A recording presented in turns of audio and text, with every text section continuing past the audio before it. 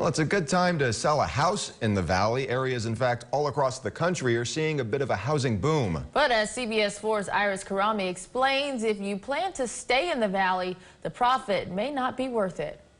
So I think it kind of goes back to the old saying, right? You sell high, you're going to buy high, right? So that's kind of the challenge that I think some of the sellers are facing. The Brownsville-Harlingen area is down more than half of their active listings. Candace Diven is the president of the Harlingen Realtors Board. She says a lot of the buyers are millennials. So that millennial group is reaching in the 30s and 40s and starting to make money, and they're ready to buy their first home. There's not enough of them built. Broker and owner of Zavaleta Realty says that on the outside, it all looks positive, but lack of inventory can come with a cost. You might get to a point where if we don't have inventory, then the number of comparable sales that the appraiser is going to use is going to go down and be harder for the appraiser to even appraise a house. That means it could be more challenging to have a valid asking or selling price. Longtime residents are seeing property values go up, but along with it, property taxes. I've had 3 sellers call me saying, hey, now the appraisal district's saying my lot's worth $30,000 or $100,000. So I was paying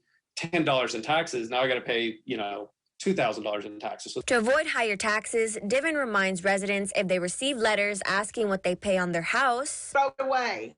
Don't answer it. You do not have to report it. We're a non-report state.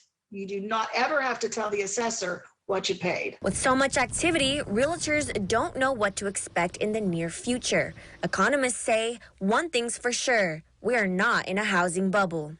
There's far more support for current prices now than there were, say, in 2006 when we were approaching what we then knew was a housing bubble. Working for you, I'm Iris Karami.